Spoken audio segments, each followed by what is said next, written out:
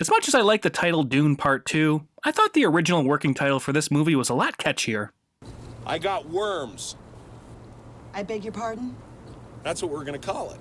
I got worms.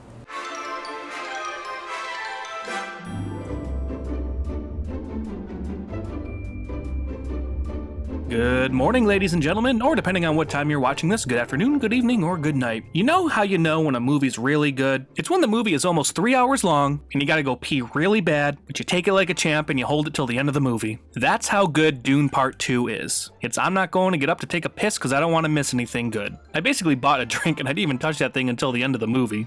I will forewarn you, this movie is long, so I do recommend going to the bathroom before the movie, and do not get the large drink. I'm also going to say this, as cliche as it is because it feels like you hear it all the time now, but I'm going to say it anyways, watch this movie on the biggest screen possible. I was able to see this in IMAX and it was outstanding. Now if you're not too familiar with the story of Dune, I definitely recommend rewatching those original films. So I rewatched Dune Part 1 last night and I rewatched the original David Lynch Dune earlier today as a refresher, because this story is very plot and subplot heavy. And if you don't have the time to sit down and crack open one of those Frank Herbert books, then do what I did and watch a bunch of people on YouTube break down the films and explain the story. It really helped me a lot when trying to follow along with the story of Dune Part 2, because that was something I actually struggled with when watching Part 1. There were times where I was just like, what the hell is going on? Because I just didn't know the story that well. There is a lot of backstory to just everything that's going on, and there's just so many different types of characters and types of houses. It really is a lot. So for the casual viewer, there's a lot of stuff that went over my head. But by taking time and understanding more of the lore of the Dune series, I was definitely able to follow along with Dune Part 2 way more, because this pretty much takes place right after Dune Part 1 ends, to the point where Jameis's body is still wrapped up after his duel with Paul.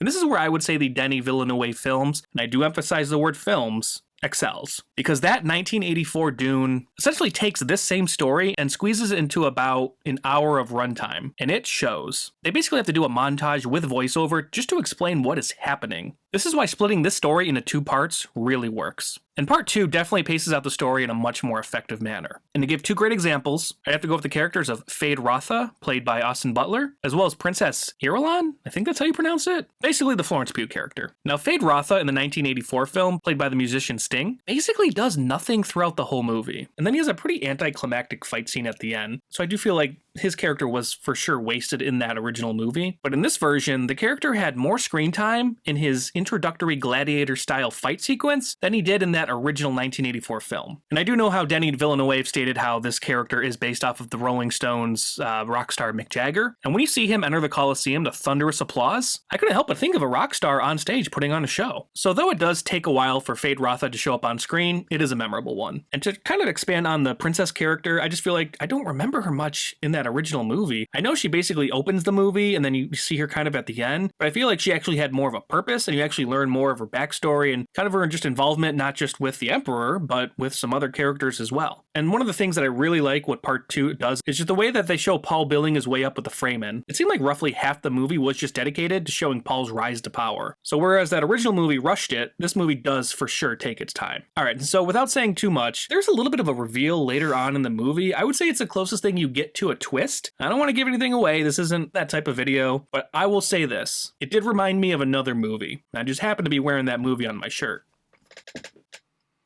Once you see the movie, you'll probably understand the part that I'm talking about. If you haven't seen the movie yet and you're like, Josh, what the hell are you referencing? I don't know. You'll see. It just reminded me of this, so that's all I'm going to go with that. And that's all I have to say about that.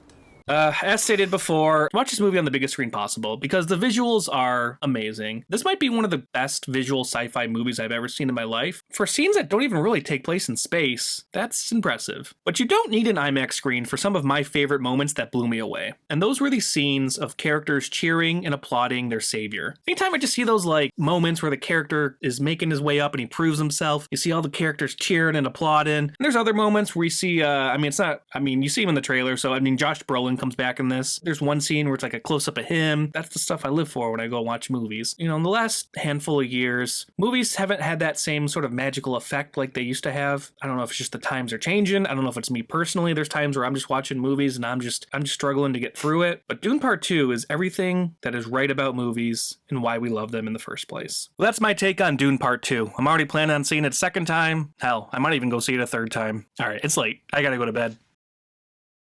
Man, I hope I have some dreams tonight about Zendaya.